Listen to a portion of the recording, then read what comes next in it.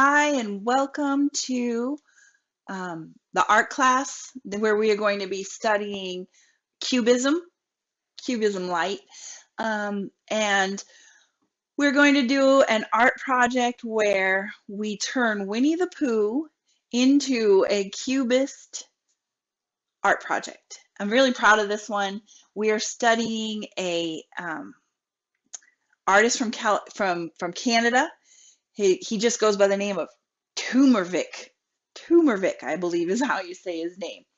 And I'm going to do a short slideshow presentation and show you a little bit about Cubism, and I'm going to show you Tumervik's work, and then we are going to get to the project.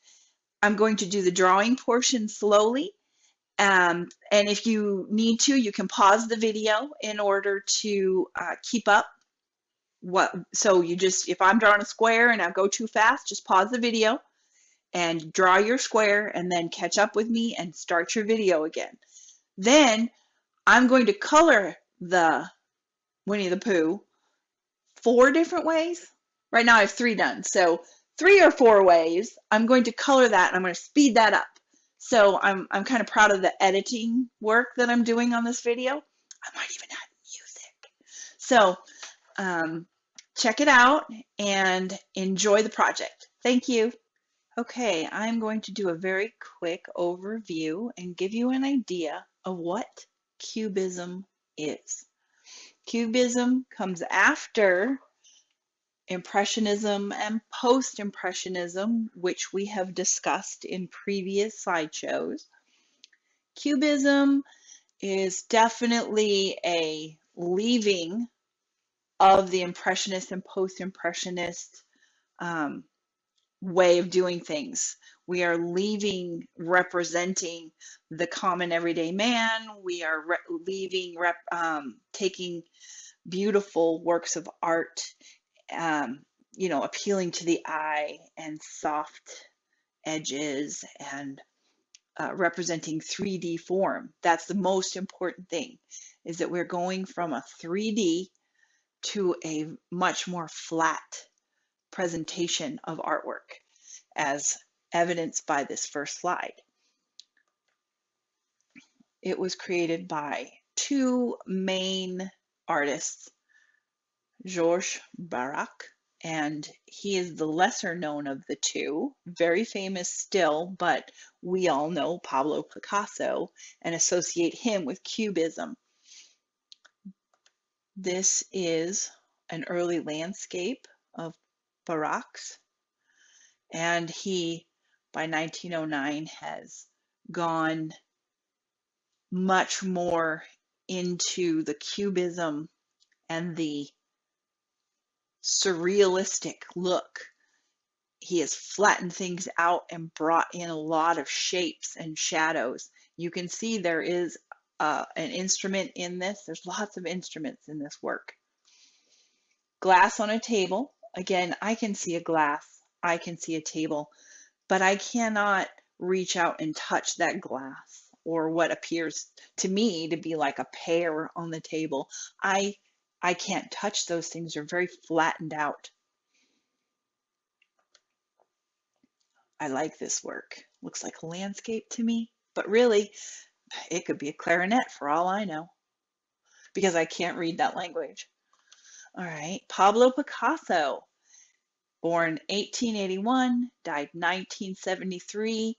This encompasses the early 1900s to, in his later life, they attribute his work more to surrealism than they do to Cubism, but he is the father of Cubism.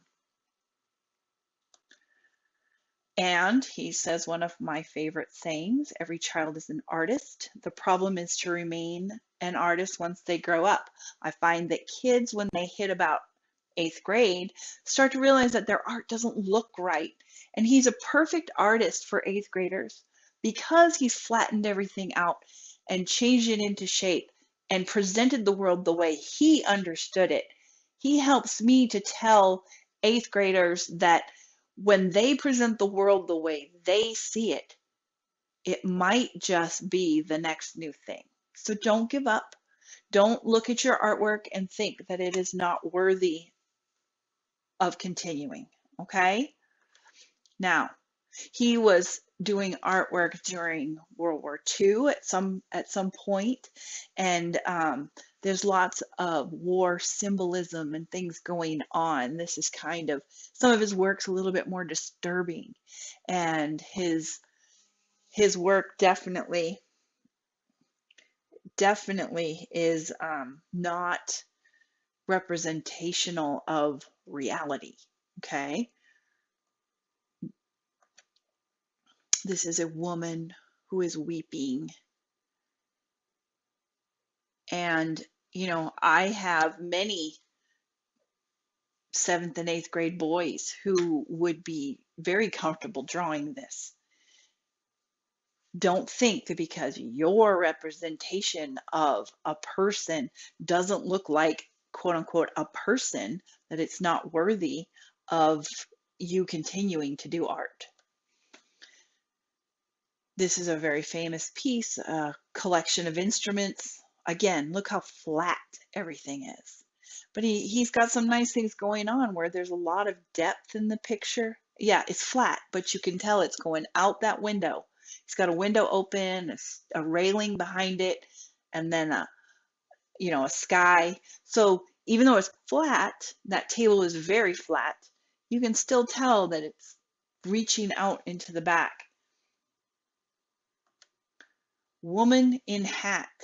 They didn't spend an awful lot of time on the names of things, clearly. The kiss. The kiss is later. This is probably attributed more to surrealism or some other, but I was fascinated by this. It's less cubist than it is surrealist, but we'll discuss that next time. Juan Gris is another. He was obsessed with guitars. I have recently listened to a YouTuber, yes, I'm listening to YouTubers occasionally, who stated that if you want to get good at something, paint the same thing every single day. Paint it every day for a year. Draw it every day for a year. Pick one thing. If you want it, he drew ibises. So if you draw mice or rabbits, those are some of my favorite, draw them every day. And in the end of the year, you will be an expert. This guy, he drew guitars. And here, this is very reminiscent or looks a lot like the Winnie the Pooh that we're going to be doing, where there's lots of lights and shadows, and it's, again, very flattened and very geometric. This one just caught my eye. Bottle and glass on the table. So same subject matter as our first artist, but presented very differently. Ferdinand Ledger, or Leger probably. I only included this one because, again, it's very similar to the Winnie the Pooh that we're going to be drawing, where they use shadows to create forms. And these forms are not necessarily flat as Picasso's were. You can see the way that they've used the light and dark. They've created a little bit more 3D, but they are definitely using the shapes. Tumorvik is the name of the dude, the artist that we're going to be drawing. I don't have a picture of him. He is alive today, and surprisingly, with as much information as out there on the internet about him, enough articles have been written about him, I cannot find his picture anywhere. So the unknown Tumorvik is who we are going to be studying. I also can't find the names of his artwork. I'm going to need to fix my slideshow. That name does not apply. I think this one's called Batman and Robin. And I don't have the date when it was. These slides are all going to have this faded soldier with pipe on them. Sorry, I will fix that before I post the slideshow. Now, this is him doing baseball. He does a lot of LA Dodgers, and I did find an article that was linked to the Dodgers, saying he's not necessarily a baseball fan so much per se, but he does like to draw baseball figures, and usually they are the Dodgers. Um, but as a mother of a pitcher, I am very impressed with how he has done some of these baseball drawings. There's quite a few of them.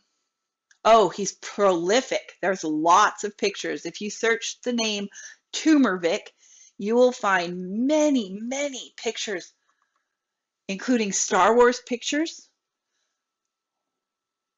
He's got R2D2, Darth Vader. He's got an AT-AT. It's no, it's not the AT-AT. It's the bigger one than the AT-AT. So lots of. I didn't see a Princess Leia. And for my student who loves wolves, you know who you are. I thought of you when I saw this, and I hope that you see this video and that you take this and look it up. And this is the Winnie the Pooh that we're going to be doing.